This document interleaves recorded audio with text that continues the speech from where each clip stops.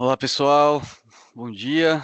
Vamos começar aqui o nosso bate-papo. Agradeço meu amigo Jorge Campos, fundador do portal SPED Brasil.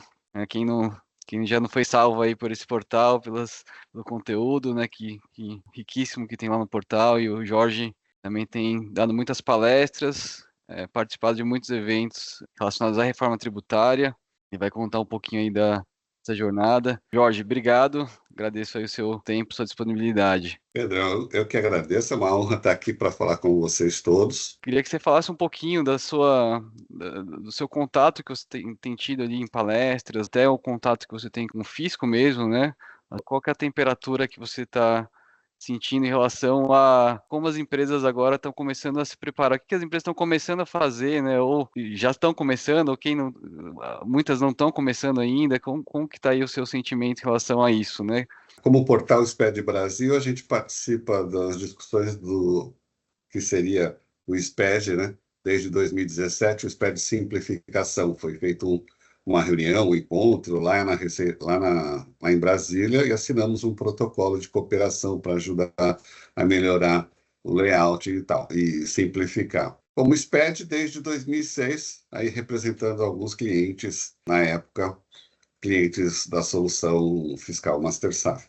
De lá para cá, de 2017 para cá, como portal, a gente participa diversos. Ao longo desse tempo aí, teve outros projetos, né, cara? Acho que às vezes as empresas não sabem, nós tivemos a homologação da duplicata digital, que agora será chave na reforma tributária, também chamada de duplicata escritural. Nós tivemos a homologação junto com os transportadores autônomos de carga, algumas novidades em relação a projetos que acontecem no dia a dia aí da nota fiscal eletrônica, participando de discussões do ENCAT para definição, por exemplo, do CTE simplificado. Enfim, isso já é a nossa rotina, né? Agora vai ter reunião, por exemplo, em abril, para a evolução das discussões sobre o layout da reforma tributária. Um recado: agora, em março, vem a nova nota técnica de atualização e o esquema talvez venha em março ou talvez chegue em abril, o esquema final ou parte desse esquema final, né? Porque está sempre evoluindo, ainda tem discussões importantes com o fisco. Importante que se destaque, tá, gente? E aqui eu já vou fazer aquela separação, viu, Pedro? Nós temos um projeto da Receita Federal e CEPO para CBS, PIS e COFINS. Nós temos um outro projeto, IBS, ISS, com o ENCAT e as prefeituras. Então, vamos separar, são duas plataformas, neste momento são plataformas distintas, que vão tratar seus cenários distintamente. Isso é bom porque existe aí uma discussão, a Receita querendo absorver tudo, não vai acontecer. O comitê gestor tem a autonomia para decidir sobre a sua plataforma. Lógico que aí vocês vão entender que tem um cronograma de CBS, que é agora encerrado, o PIS e COFINS em 2027, e IBS teste em 2026, possível segundo teste em 2028, aí começando 2029, já naquele cronograma que a gente conhece até 2032. Então, esse é o cenário que a gente tem feito. E, em cima disso, a gente tem falado com as empresas, né? Eu falo de reforma tributária, Pedro, desde o ano passado, perdão, desde 2019, antes da pandemia. É lógico que, enquanto não se publicava nada, poucas empresas tinham essa curiosidade de conversar, discutir. E aí, com a aprovação, aí, o ano passado, a gente conseguiu conversar com mais propriedade. Algumas empresas saíam do. Eu faço muita evento em company, né? E aí é legal porque trazem a operação e a diretoria, né?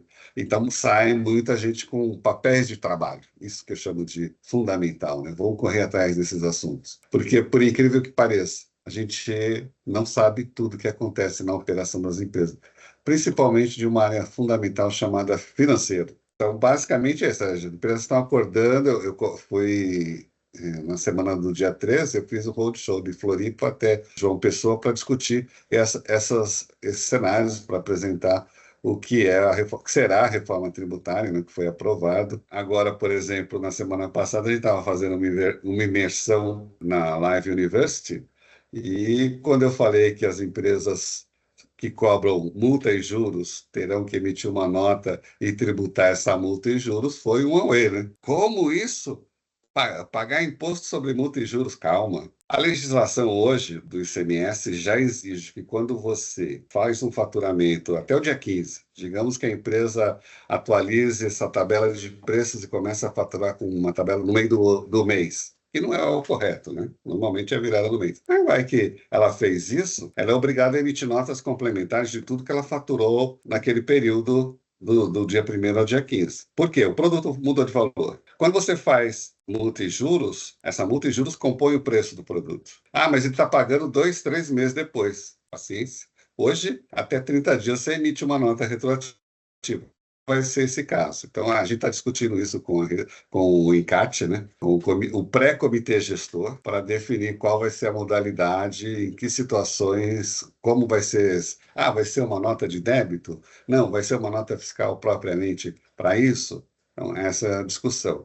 Então, tem coisas que estão na legislação, mas para trazer isso para o processo, esse é meu papel.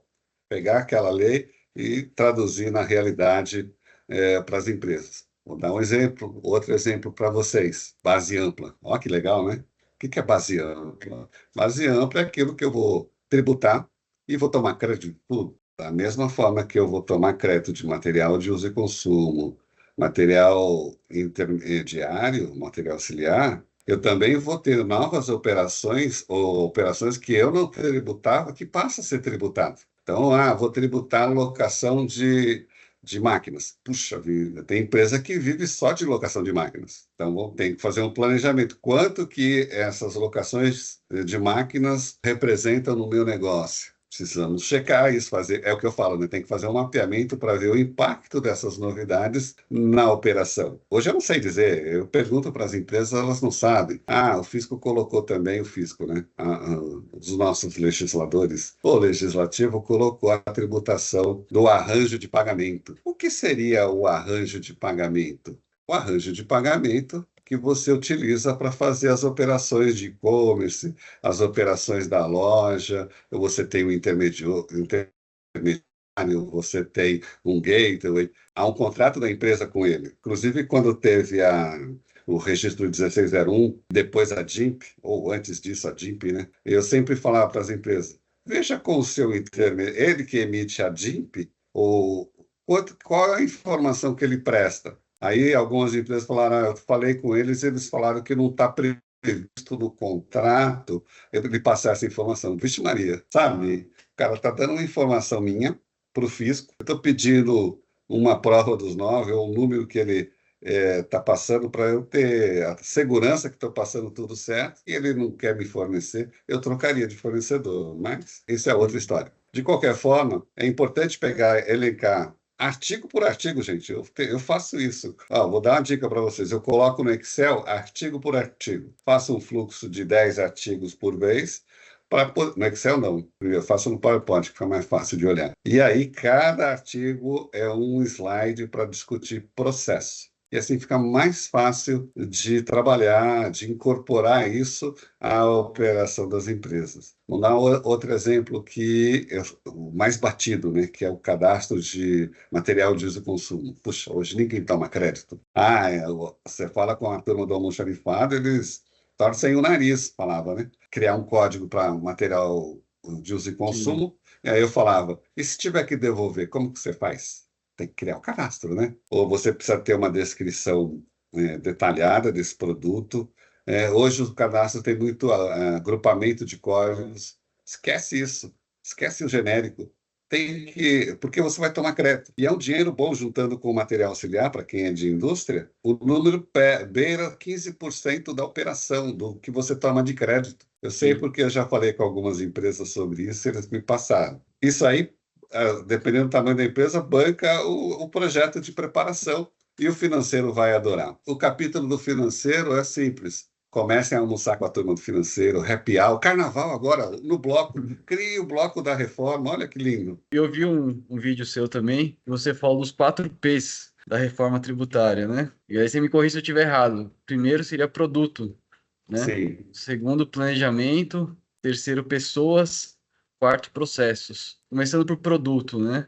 A Receita Federal, eu já vi palestra do SERP, eles estão prometendo um motor de cálculo para ajudar você a determinar alíquota, né? E até o ponto da alíquota é bem também interessante, porque a gente tem aí quantas alíquotas vão ser, né? Não sei se você já chegou a fazer esse cálculo.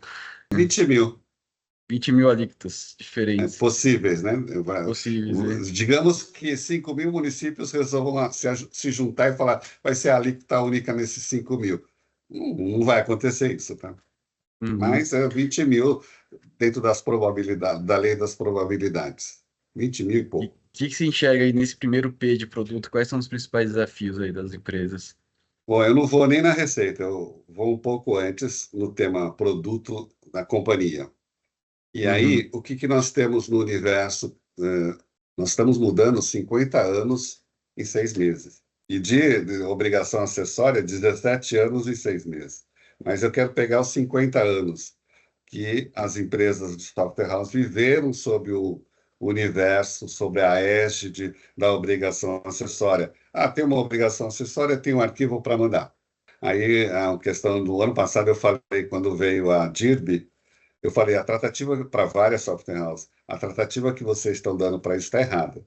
Eu perguntava, eles falavam, não, agora tem que ir lá no ECA, que não tem um layout, não tem uma API, não preciso gerar nada, o contribuinte vai lá.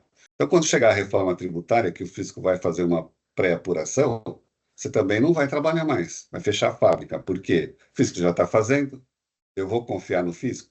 Não, você tem que ajudar o seu cliente a gerar aquela tranqueira daquela planilha da DIRB, com todas as particularidades, para ele entender. E mais do que isso, eu iria além, eu diria para você, se você puder calcular qual é o reflexo daquele incentivo na operação dele, é importante, porque na reforma ele vai precisar. Mas vamos parar nesse passo aqui, que é essa visão de obrigação acessória. Acabou. Ah, mas vai ter a DIMP ainda, vai dos arranjos, vai ter a DSIF das instituições financeiras, vai ter. Mas o grande público, os grandes contribuintes, os 80-20, vão ter, vão receber a pré-apuração. E depois vão ter que fazer, eventualmente, ajustes, lógico, e entregar o que ele concorda. Então, neste cenário, pelo amor de Deus, vamos repensar como que eu vou tratar. Primeiro, então, vou receber o cálculo do fisco. Tenho que conciliar esses valores. Será diário, não é mensal. Fazer a apuração mensal hoje é possível? Eu tenho prova disso que é. Porque lá em 2001, quando eu implantei a primeira versão de SAP na empresa, 45B, eu não conseguia ter visão das diferenças das filiais. Era uma loucura final de mês. Então, como eu cansei de comer pizza, eu falei, agora a gente vai fazer a apuração diária. Encerrou o período, no dia seguinte a gente faz a apuração. Queriam me matar, mas depois de 3 meses me amaram, porque acabou a dor de cabeça. Isso sem a Uhum. tecnologia que tem hoje. Então, pelo amor de Deus, comecem a apurar hoje, diariamente, essa apuração, fazer essa apuração diária, para quando chegar lá, na Inal mesmo, o seu Carlos Eduardo Reis de Souza, ele sabe disso. Então, é, essa é a minha dica, a primeira dica. Vamos tratar o produto não como uma ferramenta, uma dependência dele. A partir de agora, eu tenho que validar o que o fisco vai trazer. Então, logicamente, que a software house tem que repensar o conceito de solução, de conciliação, ferramentas de automação para isso, text transformation na veia para fazer essa apuração.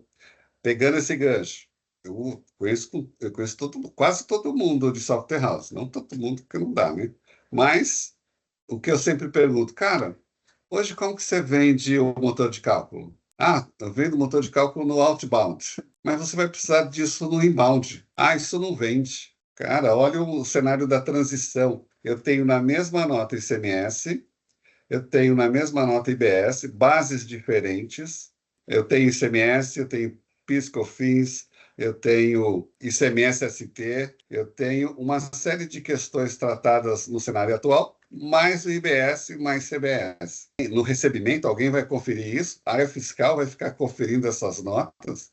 Tem que botar um robô lá para ele fazer esse trabalho. Porque, vamos lá, você tem no IBS alíquotas reduzidas, 30, 40, 60% de acordo com o serviço ou produto. Além disso, você tem outras questões relacionadas a ICMS também com redução. Gente, o recebimento vai virar um caos. Então, se não tiver um motor de cálculo, é problema. Então, por isso que eu coloquei como P, porque eu já analiso qual é o impacto nessa transição, nesse processo, e o que eu vou precisar para ajudar no produto. Depois a gente vai para o outro P de planejamento, né? Eu tenho que planejar, e eu começo a planejar agora, né? Eu vou planejar olhando o quanto eu vou ter de ganho e o quanto eu não vou ter de ganho nesse processo. Eu falo, bato na tecla da alíquota efetiva. Qual que é a alíquota efetiva do seu negócio hoje? Fazendo um cálculo raso, hein, gente? O cálculo não é assim, perfeito, desse jeito. Ele é um pouco mais complexo, mas digamos assim, eu pago de ICMS X, meu faturamento é tanto. Dividindo um pelo outro, você vai achar a alíquota dessa operação. Não é esse o cálculo. Tem outras questões relacionadas, o impacto dos incentivos, por unidade, enfim, a operação em si, né? Existem dois cálculos, o da operação e o do negócio. Do negócio, ele vai lá na DRE, vai lá no balanço para achar esse número. Se eu tenho esse número hoje da alíquota efetiva, qual será? Vamos projetar a alíquota efetiva para o cenário futuro? Aí eu tenho que compensar o que eu vou tomar de crédito, o que eu vou ter que faturar, né, locação de bens, vou pagar ICMS, IBS sobre a água, e eu tenho que olhar o bloco K, porque a água é base do meu produto, tem uma série principalmente bebidas, né? Então tem uma série de questões. Não, não esquenta não, Jorge, porque a água eu tiro do rio. Eu já ouvi essa história, tá?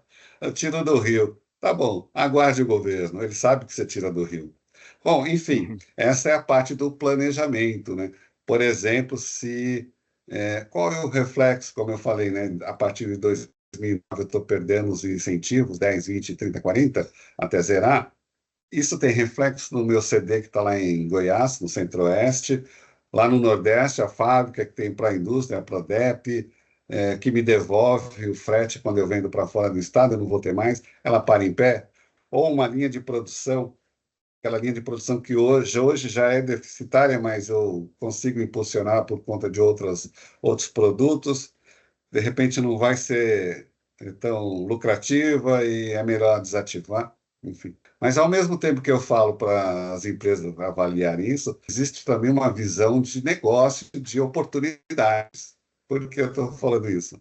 Porque o mundo lá fora está de olho em nós, né?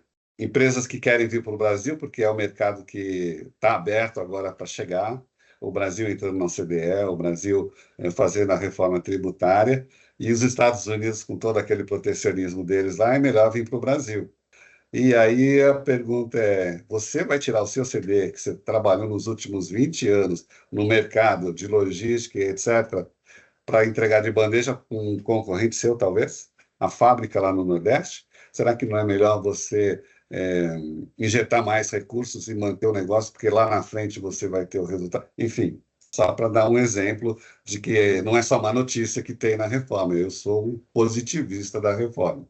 Só que precisa mexer bem na operação. Esse é o planejamento. Pessoas, tem que treinar as pessoas. Tem que fazer isso que a gente está fazendo aqui, conversar sobre a operação delas. Não é pegar lei e tal. Não, não. É a sua operação. Vou dar um exemplo. O financeiro tem que participar.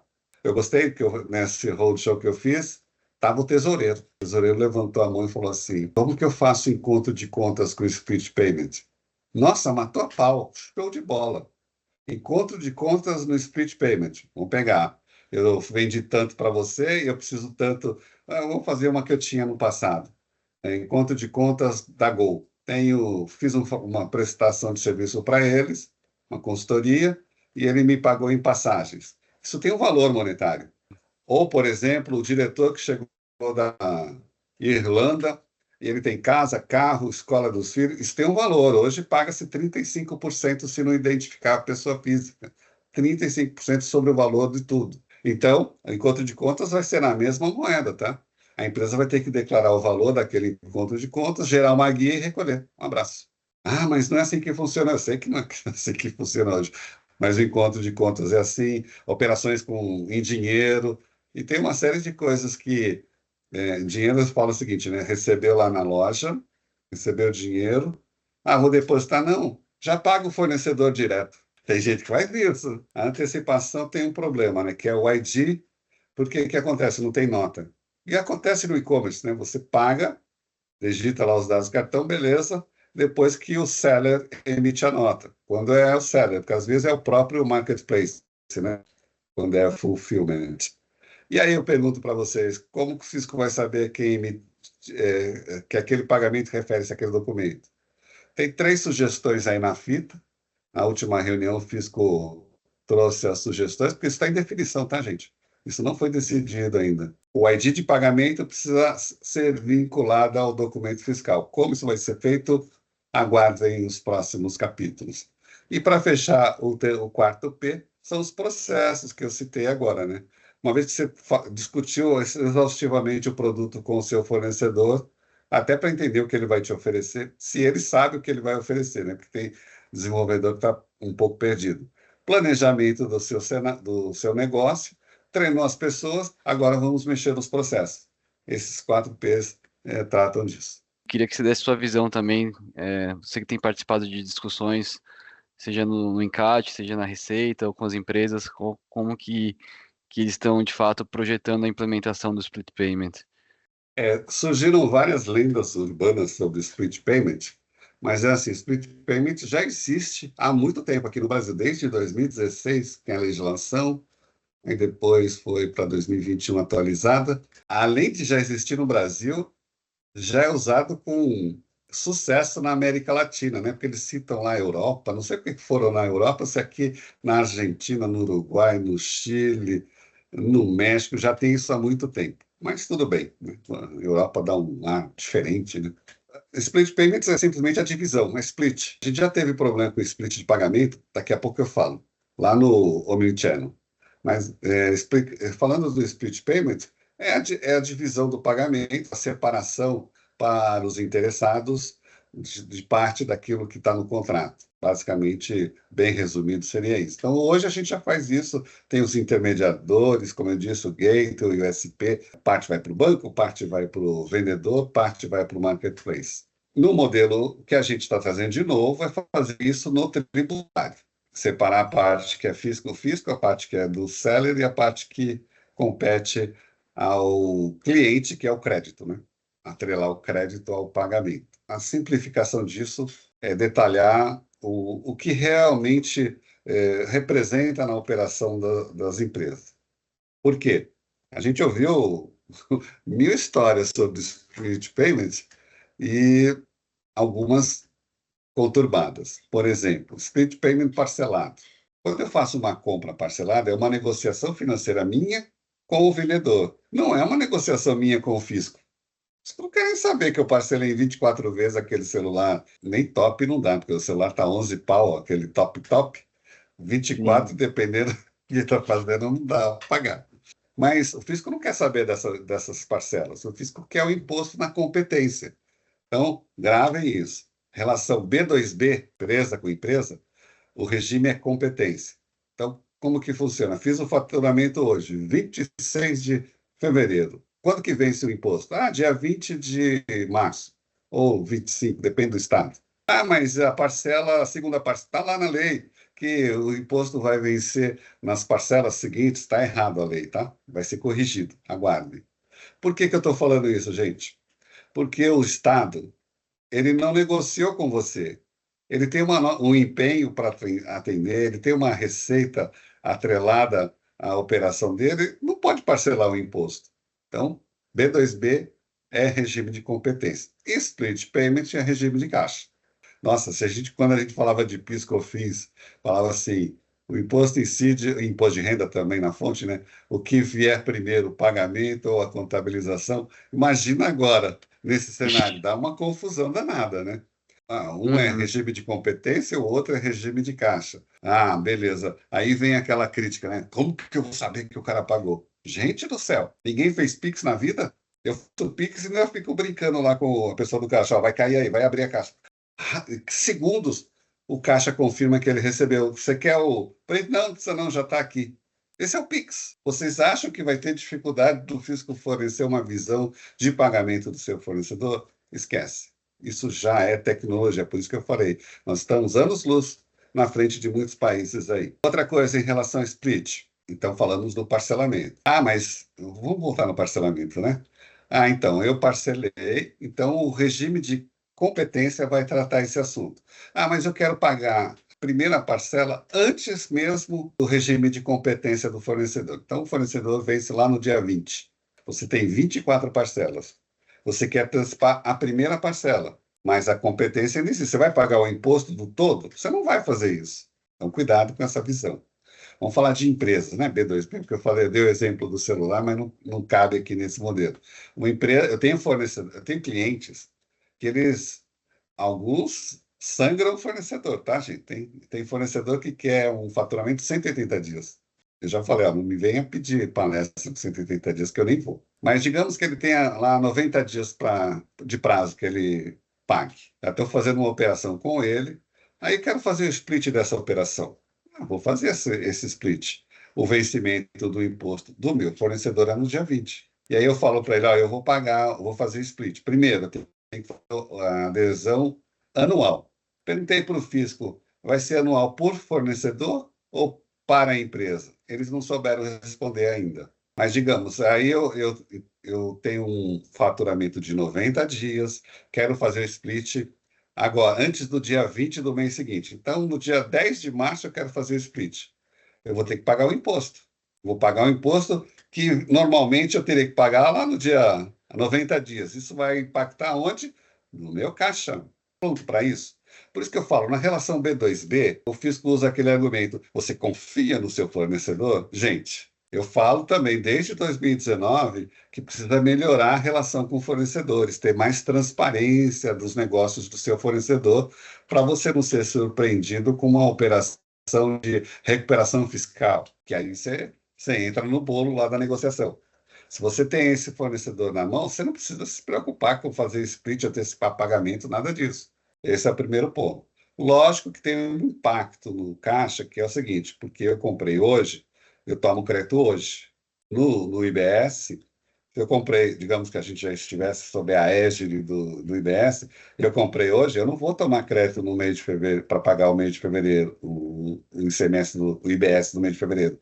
Eu só vou tomar crédito a partir do pagamento do dia 20, compensando, então, na apuração de março. Então, isso tem um mês de gap aí que o financeiro precisa saber. Que tamanho é esse gap? Eu vou dar um exemplo que eu gosto. Imagina que a empresa fatura por mês, por ano, 1 bilhão. Sim, pouco mais de 90 milhões, 80 e poucos milhões por mês. Então, o número redondo dela é 1 bilhão. Ela recebe no caixa 1 bilhão. A partir do IBS, ela vai receber 720 milhões. Porque a diferença é imposto de ICMS que não vai ter. É PIS/COFINS que não vai ter, porque você tem que tributar o líquido, o valor do produto, o valor da mercadoria. O financeiro já está sabendo disso? Porque o fisco sabe que o financeiro usa esse dinheiro, entre aspas, né, que está na apuração, no caixa, aplicando financeiramente, enfim. O fisco falou: eu não quero mais ver meu dinheiro sendo usado pelo contribuinte em operações financeiras. Então, é esse o argumento, e o financeiro tem que estar a par disso. Pegando esse gancho só para explicar um detalhe do split, né? Então vamos lá, fiz o split, eu tenho uma empresa que faz o arranjo de pagamento e ela faz a partilha. O que é do seller, sou eu, e o que é do cliente é o imposto que vai ser gerado nesse pagamento, vai ser validado nessa operação. Mas ele tem uma taxa. Então, imagina que eu contratei o Pedro. Pedro, olha, faz essa operação de split para mim. Então, o Pedro vai descontar a taxa que ele cobra de 27%. Ô, Pedro, tá, essa taxa está salgada, hein? Mas tem, tá, gente? Eu conheço operações não vou dar nome, que a taxa é 27%. Ponto. Essa operação que eu tenho com o Pedro também ele é um arranjo de pagamento, ele vai me cobrar também IBS. Qual é a taxa?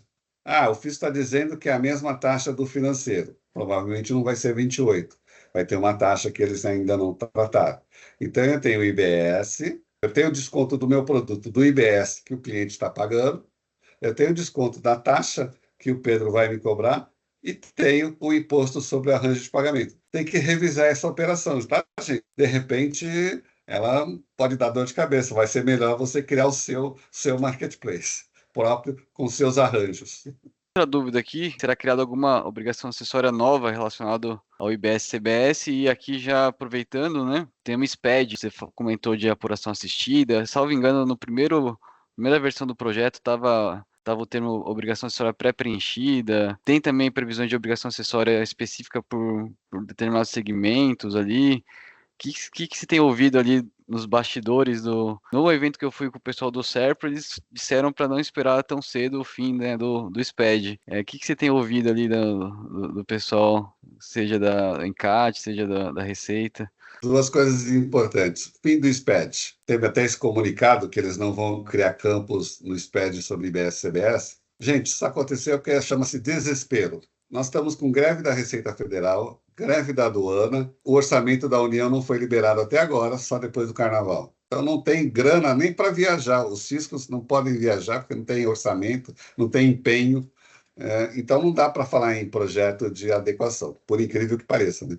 E falta gente também lá na Receita. São dois cenários. Ah, mas foi o GT 48 representado por estados. Sim, os estados estão tratando da reforma tributária também.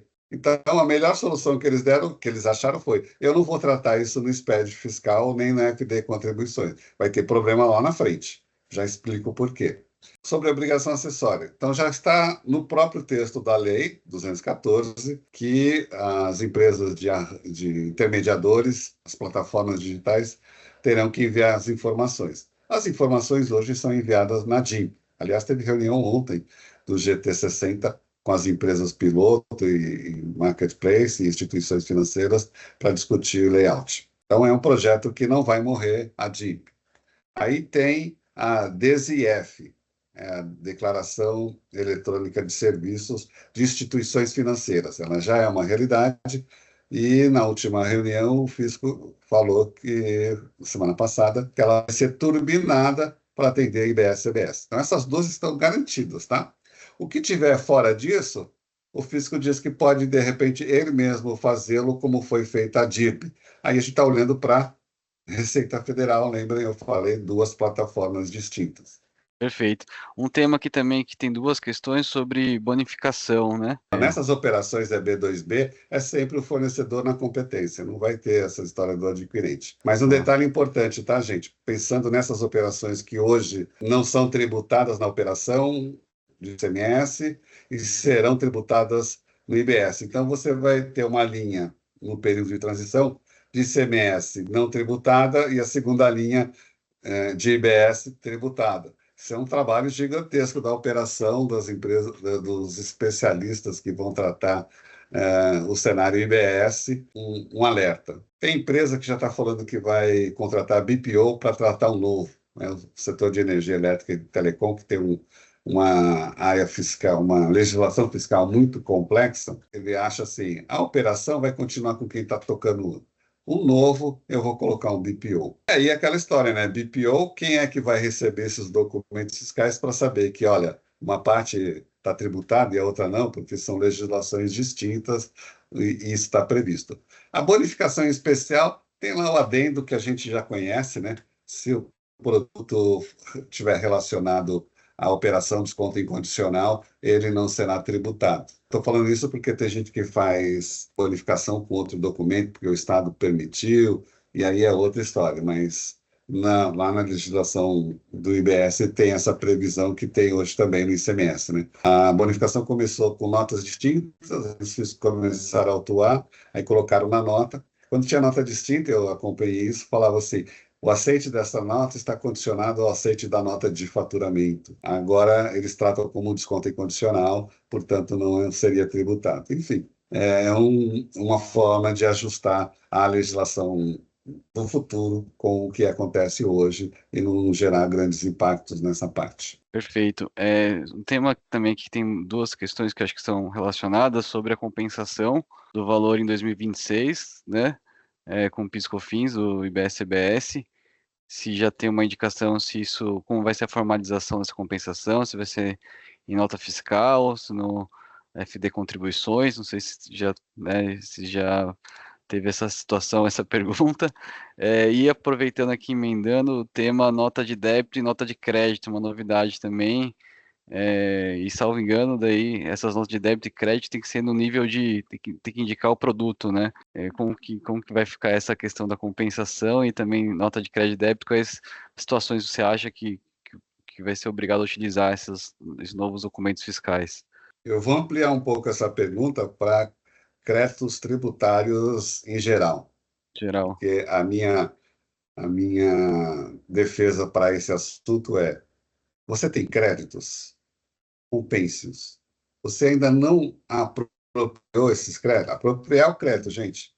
Eu tenho lá tenho uma legislação que permite eu apropriar esse crédito, mas eu não fiz, eu não entrei com ação. Precisa de ação ou é administrativo? Se for administrativo, por exemplo, a Receita Federal é PERDECOMP, ou não. Esse balanço precisa ser feito, que é dinheiro, gente. Tratado esse assunto, tenho créditos pendentes, o dinheiro que eu posso colocar na empresa é uma tratativa. Aí eu tenho clientes, gente, que não vai mais pagar imposto federal, isso já há algum tempo, desde a exclusão do ICMS da base de cálculo. E o que está fazendo o mercado? O mercado está transformando esses créditos que não serão compensados em 5 anos em precatório. Como que faz isso? O advogado vai no juiz, seja o interno, ou seja o do contencioso, ou contra um terceiro, ele vai ao juiz e fala: ó, queremos que seja convertido em precatório. Enquanto estiver liberado, beleza, né? A Receita não bloqueia.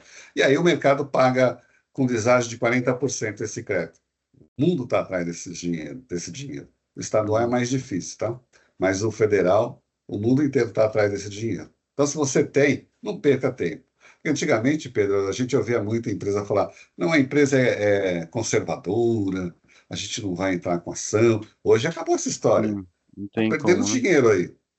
Essa é uma questão. A questão de compensar o IBS com o PIS/COFINS está previsto na lei, mas ainda não veio nada. Esperando, porque falta aquela história do PL 108 também ser aprovado, e aí eles colocam as legislações, as instruções normativas e as leis. Vamos ter lei complementar ainda para tratar vários temas da reforma tributária. E aí, sim, ele promete, está no texto legal, que a gente vai fazer essas compensações. Mas vocês sabem que a Receita adora é, podar, né? Então, se ela vai limitar esse crédito, eu acho que sim. Mas tem o prazo lá 30, 60, 90. Detalhe, o prazo de 30 é para quem está no projeto de conformidade. Olha que interessante, né? Você está falando de um assunto, pá, pá, pá, pá, aí surge a questão da compensação. O prazo de 30 dias. Conformidade, projeto. A sua empresa está no projeto de conformidade da Receita, por exemplo, o Confia, que está em teste, tá? E aí eu tenho um outro cenário. Tenho nos conformes de São Paulo. Primeira pergunta: qual é a nota que a sua empresa que está em São Paulo tem no Nos Conformes? Bom, pergunta um. Pergunta dois: vocês dão publicidade a essa nota? Porque muita empresa não deixa mostrar. Você sabe disso, né, Pedro? Aí eu falo para a Software House, que nem a Taxel: meu amigo, quais são as notas dos seus clientes lá no projeto Nos Conformes? Você tem esse grande mapa? Não tem. Será que ele tem nota a mais? Porque é a nota a mais que vai dar 30 dias para ele. Ele não tem nota a mais. Ele precisa de ajuda. Pedro, vai lá ajudar seu fornecedor, seu cliente, melhor dizendo. O fornecedor do seu cliente tem nota a mais, aí você começa a trabalhar a cadeia dele, que é o que eu sempre falei desde 2019. O mundo está virando e você precisa ter o acompanhamento da performance fiscal do seu fornecedor. Ele tem que nota nos conformes. Você vai comprar de um cara que não tem nota a mais, vai atrapalhar a sua nota e você não vai ter os 30 dias. Vixe, Maria, vou ficar aqui até meia-noite. Então, tem que trabalhar essa questão também, tá? Outra mudança de paradigma. Eu não vou ter mais o D+2, o D mais. Quando eu trabalhava na operação, eu tinha D+9.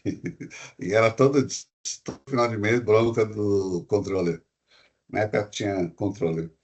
É o seguinte: vamos pegar o mês de abril. que acontece no mês de abril em alguns setores? Gente, mês de abril é o mês de estoque, porque maio é o mês das noivas, é o mês do Dia das Mães, é o melhor mês do ano, depois do Natal ou antes do Natal. E aí o que as empresas fazem? Estoque. Aí ele gera crédito, ele fica com crédito. Agora imagina que você tem débito lá em janeiro ou fevereiro por alguma operação que você não recolheu o imposto, ou algum cenário que o imposto ficou em aberto lá, às vezes você nem sabe. O fisco vai pegar esse crédito que você tem em abril e vai compensar. Como assim, vai? Ele não tem que pedir autorização, não, não tem não. A apuração é dele, não é sua. Você vai receber pronta e vai dizer, ah, eu concordo ou não concordo. Aí, se não concorda, você vai ter que dizer por que que você está devendo lá e quer tomar crédito agora. Olha só a mudança de paradigma, gente. Cuidado com isso, tá? Então, por isso que eu falo que a manifestação do destinatário é pré-requisito, porque ele está pegando a nota na nuvem.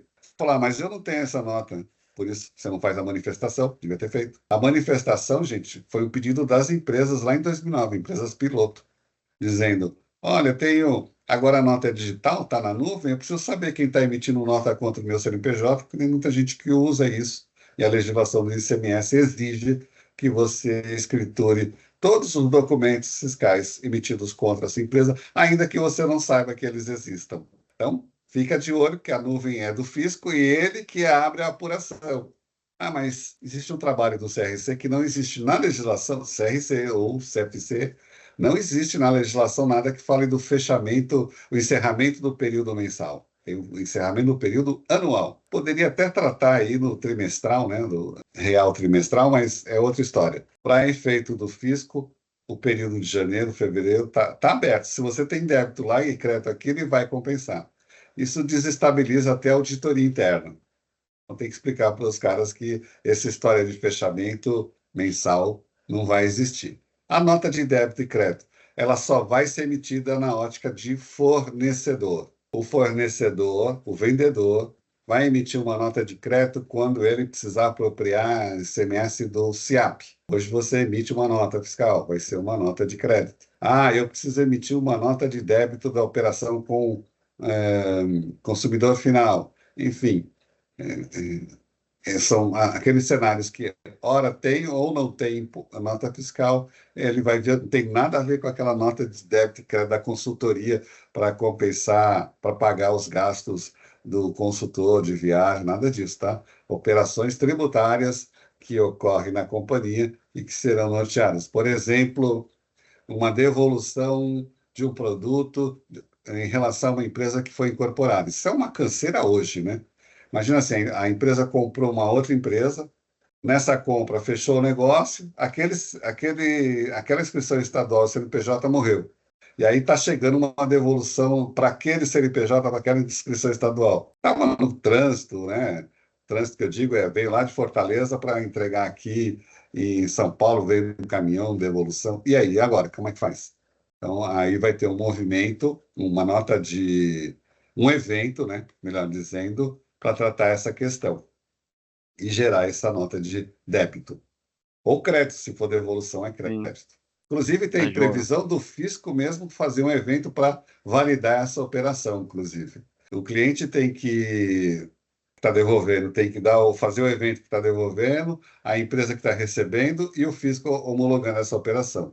Vai ser uma delícia. Por isso, Software House, Staxel, prepare o seu dashboard de visualização dos eventos, porque as empresas já estão reclamando lá na reunião do fisco que não tem como acompanhar os eventos de hoje. Imagina do futuro.